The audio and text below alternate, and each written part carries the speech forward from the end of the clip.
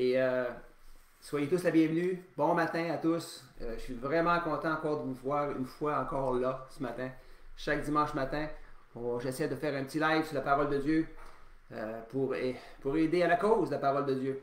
Et ce matin, on va faire une petite étude sur un événement spécial qui est arrivé dans la vie de Pierre. Vous savez que Pierre a marché sur l'eau. Il est probablement le seul homme, le seul à avoir marché sur l'eau, à part Jésus, bien entendu. Et en tant qu'être humain, il est probablement le seul à avoir marché sur l'eau. Okay? Il est évident que marcher sur l'eau, à première vue, ça semble impossible. Hein? Vous allez être d'accord avec moi. Puis je suis d'accord avec vous aussi, là, ça semble impossible. Mais dites-vous bien une chose, c'est qu'avec Dieu, tout est possible. Okay? Parce que notre Dieu, là, c'est un Dieu de l'impossible. Dieu, c'est un Dieu de l'impossible. La semaine passée, je vous ai partagé un verset concernant un homme riche qui cherchait à savoir qu'est-ce qui lui manquait pour avoir la vie éternelle. Et à la fin de cette histoire-là, lorsqu'on a vécu, c'était dans le livre de Marc au chapitre 10, verset 27, Jésus a répondu que cela est impossible aux hommes. Là, on parle de l'obtention de la vie éternelle par soi-même, ce que cet homme-là voulait faire. Et Jésus lui avait répondu, cela est impossible aux hommes, mais non à Dieu, car tout est possible à Dieu. Alors, il ne faut pas s'étonner que Jésus a permis à Pierre de marcher sur l'eau, parce qu'il probablement qu'il y avait quelque chose à enseigner à Pierre. Et pour nous, par la bande, il y a quelque chose à nous enseigner aussi. Alors, c'est ce qu'on va regarder ce matin. Si Dieu a permis que cette histoire-là soit dans la Bible, c'est parce qu'elle a une grande importance, mes amis. Parce que elle est là, cette histoire-là, pour nous faire comprendre quelque chose. Ce quelque chose-là, c'est la foi qu'on va regarder ce matin. La foi, ça fait partie intégrante de la vie d'un chrétien. La Bible est claire à ce sujet-là. Hébreux 11, chapitre 11, verset 6 dit « Or, sans la foi, il est impossible de lui être agréable. Car il faut que celui qui s'approche de Dieu croit que Dieu existe et qu'il est le rémunérateur de ceux qui le cherchent. » Si vous voulez être agréable à Dieu, ça prend la foi, mes amis. Il n'y a pas à sortir de là. C'est impossible de lui être agréable. Et dans le texte qu'on va étudier ce matin, la foi est au cœur de ce qui va arriver à Pierre. Est-ce que Pierre avait une foi parfaite? Vous êtes d'accord avec moi? C'est non la réponse. On va voir donc ensemble où est-ce que Pierre a manqué au niveau de sa foi. Quelles furent les conséquences aussi de son manque de foi? Ça va être important de regarder ça. Avant de regarder le texte ce matin, il est important, comme je le fais à chaque fois que je fais un live, il faut toujours se mettre dans le contexte. Il faut se mettre dans le contexte parce qu'il faut saisir l'ensemble des événements qui précèdent cette marche sur l'eau qu'il y a eu. Dans ce texte-là, on est au moment où est-ce que Jean-Baptiste a été tué. Hérode le tétrarque avait une femme qui se nommait Hérodias. Il l'avait pour femme, mais ce n'était pas son épouse, car cette dernière-là était la femme de son frère à lui. Ce frère-là était toujours vivant. Et Jean-Baptiste lui avait dit qu'il ne pouvait l'avoir pour femme parce qu'elle était déjà mariée à son frère. Jean-Baptiste, il avait été mis en prison à cause de cette situation-là. Puis Hérode, il aurait bien voulu le tuer. Mais il ne pouvait pas, parce qu'il craignait le peuple, parce que tout le monde disait que Jean-Baptiste était vraiment un prophète. Finalement, il y a eu une fête organisée pour l'anniversaire du roi Hérode. Et la fille d'Hérodias, elle dansa pour le peuple. Elle dansa. Et cette fille-là, cette jeune fille-là, a vraiment beaucoup plu à Hérode. Tellement qu'il dit à cette fille de lui demander ce qu'elle désire, et ça va lui être accordé. De connivence avec Hérodias, qui était sa mère, elle demanda la tête de Jean-Baptiste sur un plateau. Bien entendu, Hérode fut très attristé par cette demande, mais à cause de ce qu'il avait promis, il n'a comme pas eu le choix. Il a commandé qu'on lui donne la tête de Jean-Baptiste sur un plateau. Et bien entendu, il l'a reçu. Et la fille d'Hérodias l'a donné à sa mère parce que vraiment le but, c'était sa mère qui l'avait demandé. Alors les disciples de Jean-Baptiste allèrent annoncer ce décès-là à Jésus. Et Jésus, bien entendu, il fut triste de tout ça, on ne se le cachera pas là. Donc il a voulu se retirer avec une barque dans un lieu désert. Mais le problème, c'est que la foule a vu Jésus partir. Et le peuple a décidé de suivre Jésus, mais sur la rive. Et lorsque Jésus arriva à l'endroit où il voulait aller, il a trouvé une grande foule et Jésus il a été ému de compassion pour elle. Là, Jésus, bien entendu, se mit à guérir les malades. Et la foule était très grosse. Écoutez, la Bible nous parle de 5000 hommes. La Bible nous parle de 5000 hommes. Et j'ai été déconnecté, je pense. Est-ce que j'ai été déconnecté? Non, je suis encore là. Ok, c'est beau, excusez-moi. Et la Bible parle de 5000 hommes. Okay? Et c'est beaucoup de monde, là. C'est ça, c'est sans compter les femmes et les enfants, là. Alors, c'est une grande, grande foule. Et là, Jésus a guéri les malades une partie de la journée. Et là, le soir étant venu, la foule n'avait pas encore mangé et le lieu était désert. Et c'est à cet endroit que Jésus a fait un grand miracle. Il fit la multiplication des pains que tout le monde a déjà entendu parler, afin de nourrir tout le monde. Il y avait seulement 5 pains et 2 poissons. Il a réussi avec ça à nourrir 5000 hommes, plus les femmes, plus les enfants. Ça fait beaucoup de monde, ça, vous savez. Et en plus, il a resté 12 corbeilles, bien pleines de choses qui restaient. Immédiatement après cet événement-là, Jésus ordonna à ses disciples de monter dans une barque et de traverser sur l'autre rive, pendant qu'il renverrait la foule chez elle.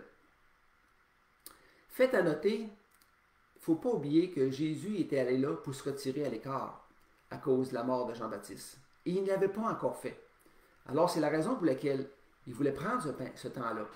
Il a dit aux disciples de partir dans la barque et de traverser de l'autre côté. Et là, on arrive exactement à notre texte. Et là, c'est dans le livre de Matthieu, au chapitre 14 et au verset 23 à 33, et je vais vous le lire. Là, on est rendu au temps où il renvoie les gens. Quand il l'eut renvoyé, la foule, bien entendu, il monta sur la montagne pour prier à l'écart. Et comme le soir était venu, il était là, seul. La barque, déjà au milieu de la mer, était battue par les flots, car le vent était contraire. À la 4e veille de la nuit, Jésus alla vers eux, marchant sur l'eau. Quand les disciples le virent marcher sur l'eau, ils furent troublés et dirent « C'est un fantôme !» Et dans leur frayeur, ils poussèrent des cris. Jésus leur dit aussitôt « Rassurez-vous, c'est moi, n'ayez pas peur. » Pierre lui répondit « Seigneur, si c'est toi, ordonne que j'aille vers toi sur les eaux. » Et Jésus lui dit « Viens. » Pierre sortit de la barque et marcha sur les eaux pour aller vers Jésus. Mais voyant que le vent était fort, il eut peur et il commençait à s'enfoncer. Et il s'écria « Seigneur, sauve-moi. » Aussitôt, Jésus étendit la main, le saisit et lui dit « Homme de peu de foi, pourquoi as-tu douté? » Et ils montèrent dans la barque et le vent cessa. Ceux qui étaient dans la barque vinrent se prosterner devant Jésus et dirent « Tu es vraiment le Fils de Dieu. » Pour se situer ici, on est en pleine nuit. Okay? On est à la 4e heure de la nuit. Pas 4e heure, pardon, la 4e veille de la nuit. Et ça correspond entre 3 et 6 heures du matin. C'est assez tard, ça, hein? Et c'était très tard dans la nuit ou très tôt le matin, tout dépendant de la façon qu'on regarde ça, là.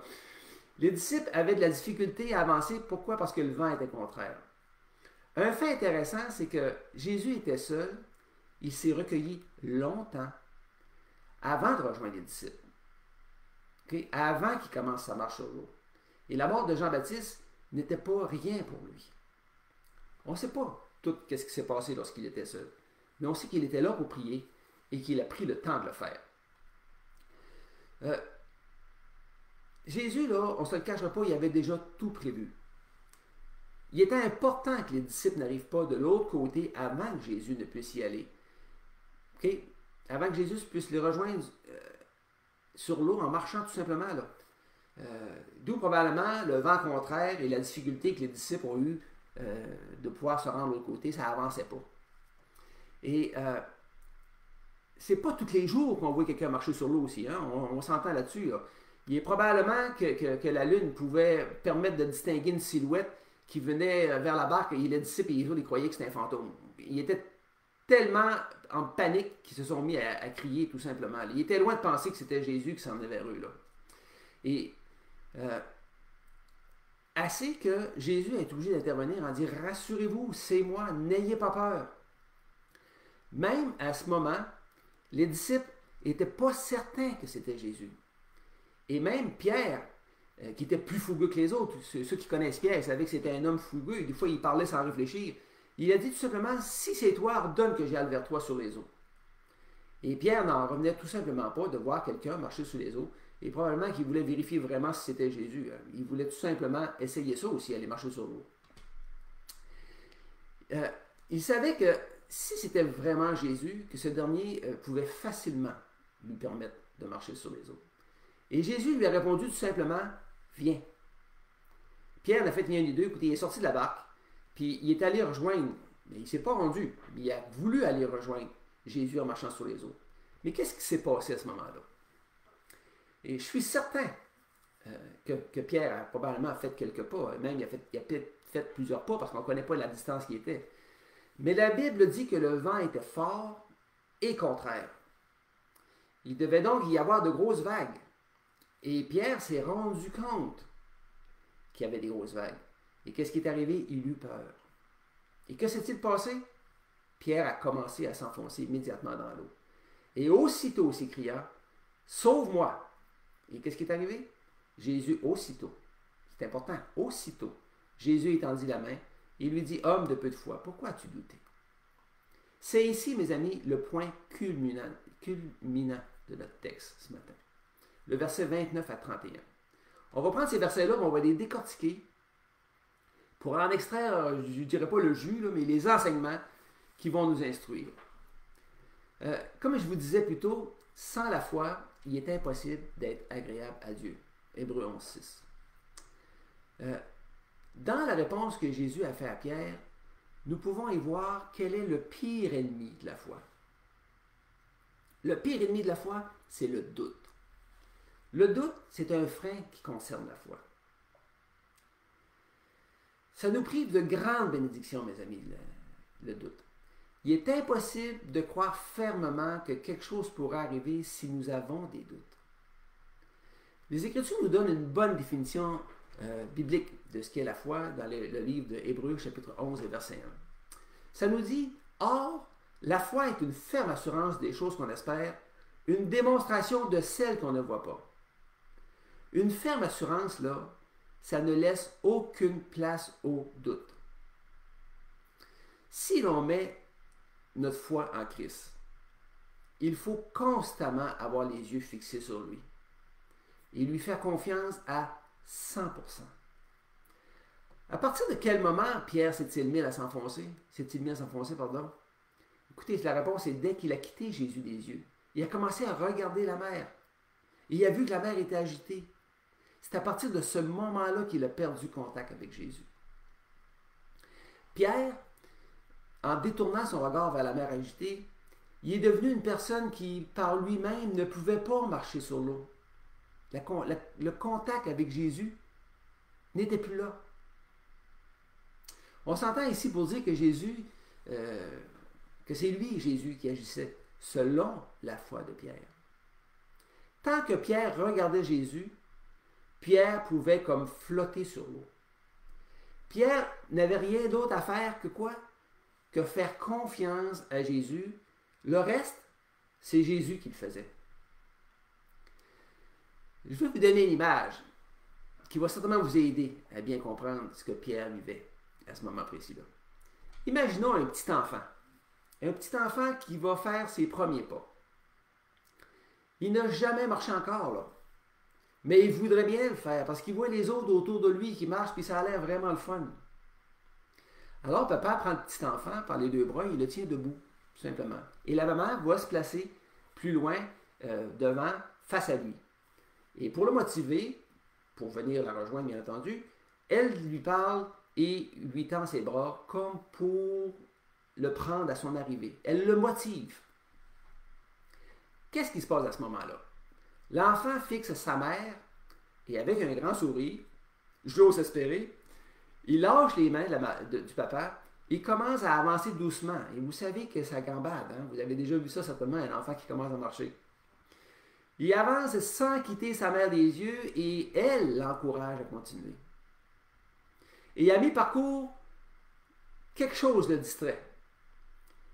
Quelque chose comme un petit chien ou comme un autre enfant qui court autour de lui ou passe près de lui. Puis à ce moment-là, qu'est-ce qui arrive? euh, l'enfant quitte la mère des yeux afin de voir qu'est-ce qui se passe autour de lui. Et écoutez, il perd sa référence qu'il gardait concentrée sur son objectif. Et l'enfant part pour tomber et la maman l'empoigne tout de suite pour pas qu'il se fasse mal. C'est exactement la même chose qui est arrivée avec Pierre. Pierre devait être sûrement excité à l'idée de marcher sur l'eau. En tout cas, moi, mes amis, je le serais vraiment. Tout n'était qu'une question de foi. Ce n'était rien pour Jésus de faire marcher Jésus sur l'eau. Il aurait pu dire à ceux qui étaient dans la barque, allez, quittez la barque, venez vous aussi. Il aurait été capable de le faire sans problème. Mais est-ce que tous auraient eu la foi? Jésus l'a accordé à qui? C'est important ça aussi. Jésus l'a accordé à celui à qui il a été demandé. Celui qui l'a demandé, c'est Pierre. Alors il a dit à Pierre, viens. Les autres ne l'ont pas demandé, ils sont restés dans la barque. Certains des disciples dans la barque auraient pu être capables de marcher jusqu'à Jésus sans s'enfoncer. Peut-être. D'autres n'auraient peut-être fait que 2 pas et ils auraient commencé à s'enfoncer. Puis d'autres, ils auraient pu... Peut-être qu'ils n'auraient même pas eu le courage de mettre un pied à l'eau. Tellement ils auraient eu peur et qu'ils auraient douté. Mais qu'en est-il de nous par rapport à notre foi, mes amis? Est-ce que vous auriez osé mettre les pieds hors de la barque? Savez-vous que la mer agitée qu'on voit présentement dans ce texte représente toutes les distractions que nous avons autour de nous? Quel est le but d'une distraction? Une distraction, c'est une situation qui va détourner votre attention du but que vous vous êtes fixé. Des distractions, il y en a à profusion dans ce siècle présent. Pierre avait comme objectif de rejoindre Jésus en marchant sur l'eau. La distraction a fait en sorte qu'il n'a pas atteint l'objectif souhaité au départ. Et c'est la seule fois qu'il aurait eu cette possibilité de le faire. C'est plus arrivé par après, là. Jésus s'est servi de cette situation pour enseigner Pierre sur sa foi. Il n'est pas tout. Il n'est pas tout de vouloir aller vers Jésus. Ça prend de la foi, mes amis. Ça prend cette foi qui est une ferme assurance des choses qu'on espère, comme le dit si bien le livre d'Hébreux, chapitre 1. Une foi agissante qui va nous permettre de prendre action et d'atteindre notre objectif. L'objectif, c'est connaître le savoir. La foi, là, c'est un petit mot de toilette. Okay? C'est un petit mot de toilette, mais c'est aussi un mot d'une grande puissance. Regardons ce que dit le texte de Luc au chapitre 17 et le verset 6.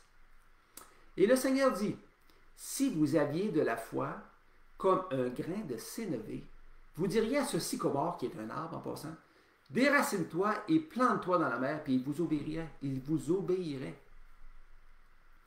Un grain de sénévé, c'est une des plus petites semences qui existent. Alors Jésus dit que si nous avions de la foi grosse comme une graine de sénévé, qui est une graine de moutarde, je crois, nous pourrions dire à un gros arbre de se déraciner et d'aller se planter dans la mer, et il vous obéirait. L'idée de ce verset, là, c'est pas la grosseur de la foi ou la grandeur de notre foi, mais c'est ce qu'on fait avec. Il est clair ici que la foi est une puissance qui est sous-exploitée. Je crois pas que nous pourrions demander à des arbres de se déraciner et de se planter dans la mer. Je ne penserais pas. On aurait beau essayer de rassembler toute la foi qu'on aurait, là, je ne penserais pas qu'on serait capable de le faire. Mais je sais une chose, c'est qu'il est possible d'avoir suffisamment de foi pour obtenir la vie éternelle. Ça, j'en suis certain. Parce que la vie éternelle, elle ne s'obtient que par la foi. Seulement. Le plus compliqué dans tout ça, c'est de ne pas se laisser distraire par tout ce qui nous entoure et finit par nous faire douter. Finit par nous faire avoir peur de passer à côté d'une si grande opportunité. Sans vouloir changer de sujet, vous savez que Satan existe vraiment. Il existe pour le vrai. Et il est le roi de la distraction. Il est le roi du doute, de la peur. Et il est roi du mensonge. La Bible dit qu'il est le prince de ce monde et qu'il est le père du mensonge. Satan égale mensonge. Son but, là, c'est de vous distraire afin que vous ne puissiez pas voir la splendeur de notre Sauveur Jésus-Christ. Satan déteste la création. Et son but, c'est quoi? C'est que vous demeuriez sur le chemin large et spacieux qui mène à la perdition. Il veut à tout prix que vous ne trouviez pas cette porte étroite et resserrée qui mène à la vie. Cette porte-là, bien entendu, c'est Jésus. Je vais vous donner une image encore une fois. Une image qui va encore vous aider à bien comprendre davantage. Vous savez que les enfants aiment les jouets. Alors, prenons un papa et son enfant et amenons-le dans un Toys R Us. Vous savez c'est quoi un Toys R Us? C'est un magasin grande surface où il n'y a que des jouets. Alors, le père laisse jouer le petit enfant en toute liberté, lui disant de ne pas oublier de sortir avant la fermeture du magasin. Alors, l'enfant est fasciné, car il y a tant de jouets que ça n'a pas de sens. Le père, lui, quitte le magasin. Alors, il joue quelques minutes avec un jouet, il en prend un autre, il en prend un autre. Il ne se soucie pas de l'heure de fermeture. Les jouets le gardent captivé parce qu'il y en a toujours des nouveaux et ça ne semble jamais s'arrêter. Soudain, sans aucun avertissement, la lumière se ferme et les portes se ferment. Le magasin vient de fermer ses portes. Le voilà donc seul et prisonnier de sa distraction. À ce moment, les jouets n'ont plus d'importance du tout. L'enfant est en crise d'alarme parce qu'il est seul dans le noir et il a perdu son papa. Il était trop tard pour revenir en arrière. Cette image-là, c'est une figure parfaite de notre société actuelle. Tout est fait pour qu'on oublie Dieu. Plus on avance dans le temps, plus c'est pire. Il y a même plusieurs de nos jeunes enfants et adolescents qui ne savent même pas que Jésus existe. C'est pas rare de voir ça. Un jour, la récréation, elle va se terminer. Car Jésus lui-même va revenir chercher les siens. Et j'aimerais revenir à notre texte, bien entendu, parce que là, je me suis comme un peu écarté. Là. Une chose intéressante, c'est que même si Pierre s'est laissé distraire par la mer agitée, il a crié à Jésus, « Sauve-moi ». Le verset qui suit tout de suite ce cri de Pierre, lorsqu'il a crié « Seigneur, sauve-moi », ça commence aussitôt par le mot « aussitôt ». Aussitôt, Jésus étendit la main, le saisit et lui dit, « Homme de peu de foi, pourquoi as-tu douté ?» Nous pouvons... on peut s'appuyer exactement sur ce verset-là. Hein. Dès que quelqu'un s'écrie « Seigneur, sauve-moi », s'il se repent de ses péchés, aussitôt le Seigneur va le sauver, et ce, immédiatement. Vous n'avez pas à attendre la fin de votre vie pour le savoir. Là. Vous pouvez le savoir immédiatement. Vous pouvez être sauvé aujourd'hui même. La Bible est claire là-dessus, c'est noir sur blanc.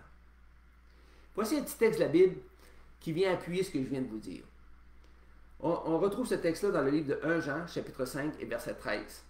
Et ça nous dit, « Et voici ce témoignage, c'est que Dieu nous a donné la vie éternelle et que cette vie est dans son Fils, son Fils étant Jésus. Celui qui a le Fils a la vie, celui qui n'a pas le Fils n'a pas la vie. » C'est simple, n'est-ce pas? « Je vous ai écrit ces choses afin que vous sachiez que vous avez la vie éternelle, vous qui croyez au nom du Fils de Dieu. » Dieu dit, afin que vous sachiez que vous avez la vie éternelle. C'est le verbe avoir conjugué au présent, ça, mes amis. Il est possible de savoir si vous avez la vie éternelle ou pas. Si je vous demande, est-ce que vous avez la vie éternelle? Et vous me répondez, ben, je ne le sais pas. Eh bien, c'est parce que vous ne l'avez pas. Quelqu'un qui a la vie éternelle, mes amis, le sait. Si vous me répondez, eh bien, si vous répondez oui, Oui, j'ai la vie éternelle. Moi, je vais vous demander sur quoi est basé votre salut. Si vous vous justifiez sur le fait que vous allez à l'église chaque dimanche, ou que vous lisez votre Bible chaque jour, que vous aidez votre prochain, que vous êtes honnête, que vous n'êtes pas un voleur, ou que vous avez tout simplement été baptisé, encore là, je vais devoir vous dire que vous n'êtes pas sauvé. Et je vais vous dire pourquoi. Parce que le salut n'est pas basé sur les œuvres que nous faisons. C'est pas basé là-dessus.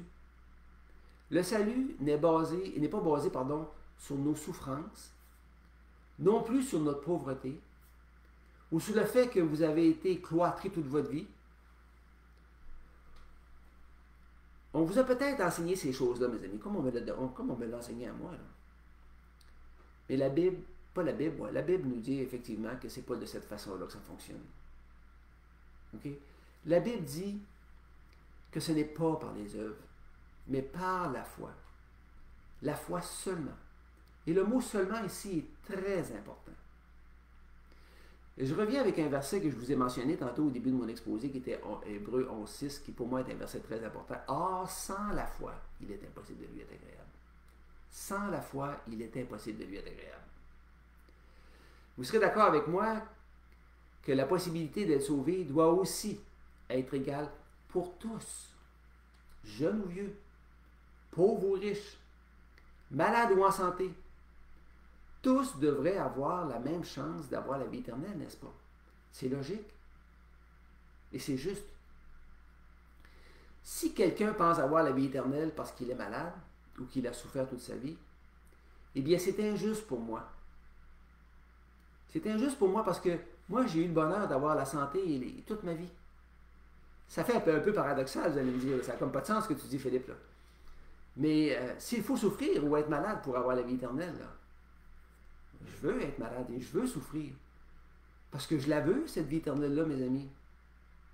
C'est d'une bien grande valeur que d'avoir la vie éternelle. C'est le plus grand bien qu'on peut avoir. C'est le plus grand bien que quelqu'un puisse posséder la vie éternelle. Vous savez toujours bien que ça ne peut pas fonctionner comme ça. C'est comme pas logique de mériter la vie éternelle parce qu'il nous arrive certaines choses dans notre vie. Croire en Jésus par la foi, ça, c'est égal pour tous. Vous comme moi. Pas besoin d'être instruit ou d'être intelligent pour être sauvé. Ça ne prend pas un cours classique, mes amis, pour être sauvé. La foi, là, c'est la clé. C'est la clé du salut. La foi d'un enfant, c'est une référence pour nous démontrer l'attitude que nous devons avoir face à ce que Jésus nous offre gratuitement. Dieu nous demande d'avoir l'attitude d'un enfant pour comprendre les choses de Dieu. Écoutez bien le texte que je vais vous lire dans le livre de Matthieu, chapitre 11, versets 25 et 26. En ce temps-là, Jésus prit la parole et dit, « Je te loue, Père, Seigneur du ciel et de la terre, de ce que tu as caché ces choses aux sages et aux intelligents. » Ici, on parle de l'obtention de la vie éternelle. « Et de ce que tu les as révélées aux enfants. Oui, Père, je te loue de ce que tu l'as voulu ainsi. » Fin du verset. Un enfant, ça se contente de la simplicité. Pour un enfant, si papa dit quelque chose, généralement, c'est signe de vérité. Bien entendu, il y a des papas qui mentent. On ne se le cachera pas non plus. Mais Dieu, lui, il ne ment pas. On peut s'y fier. C'est un rocher sur lequel on peut s'appuyer avec assurance. Dieu a tout fait pour nous rendre ça le plus simple possible. Mais pourquoi? Parce qu'on ne peut pas en faire plus, mes amis. Il y a une différence entre être capable et se penser capable. Plusieurs se pensent capables, mais le résultat sera un échec à coup sûr. C'est certain. Il s'est écrit noir sur blanc dans les Écritures. La simplicité, c'est que Dieu... La simplicité, on pourrait dire que c'est Dieu qui vient nous visiter en utilisant un corps humain comme le nôtre.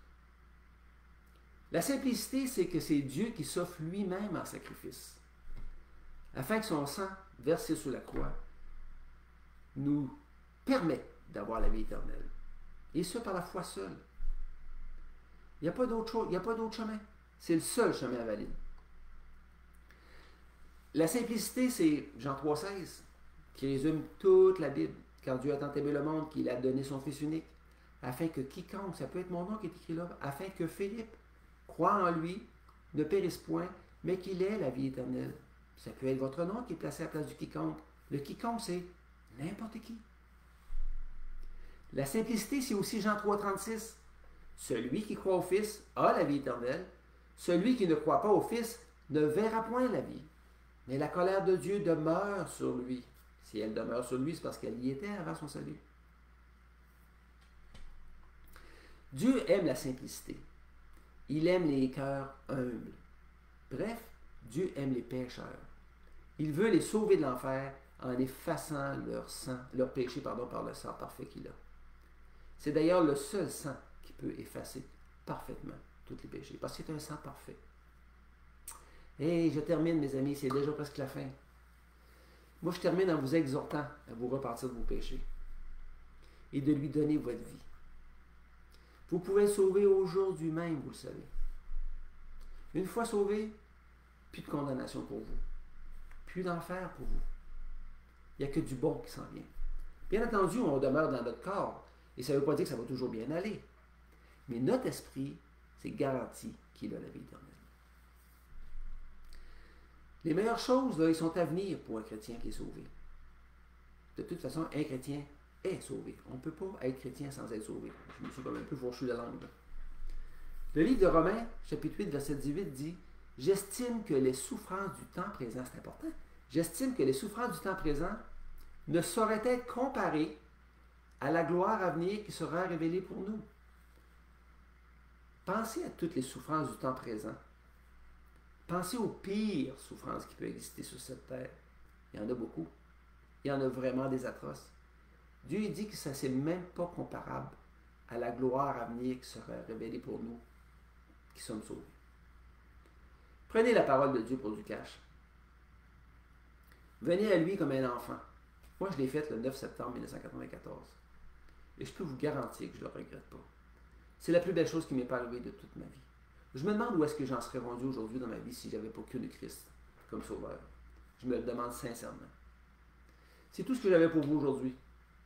J'aurais aimé continuer, mais le temps, il faut faire attention au temps pour ne pas dépasser trop de temps. Alors, merci de votre présence. Merci d'avoir été là ce matin. Je suis vraiment content que vous ayez été là. Écoutez, si l'occasion se présente, pesez donc sur le petit bouton partager. C'est pas compliqué. Et là, vous allez participer à l'évangélisation. Peut-être allez-vous participer à ce que quelqu'un soit sauvé en le partageant. C'est comme ça qu'on fait l'évangélisation, qu'on peut semer facilement la parole de Dieu. Alors, merci encore une fois. Passez un bon dimanche. Profitez du beau temps. Sortez dehors. On a le droit maintenant un peu plus. Hein? Alors, sortez dehors. Allez respirer la bonne air. Et je vous dis à la semaine prochaine pour un autre live. Merci d'avoir été là. Bonne journée.